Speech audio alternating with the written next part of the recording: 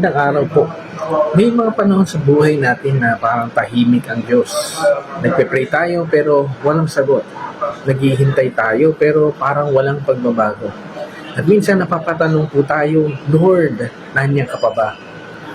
Pero sa Psalm 13, si David mismo ay dumaan sa ganitong season. Nagtanong siya, nagreklamo, pero sa bandang huli sinabi niya, I trust in your unfailing love. Mga kapatid, tandaan natin, ang katahimikan ng Diyos ay hindi nangangahulugang wala siya. Maaaring hindi natin nakikita ang ginagawa niya, pero hindi ibig sabihin na hindi na siya kumikilos. Kaya kung tahimik ang Diyos, huwag kang bibitaw.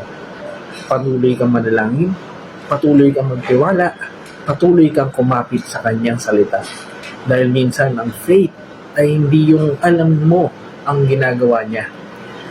Ang faith, pananampalataya ay masasabi natin, Lord, hindi ko man maintindihan, nagtitiwala pa rin ako sa iyo.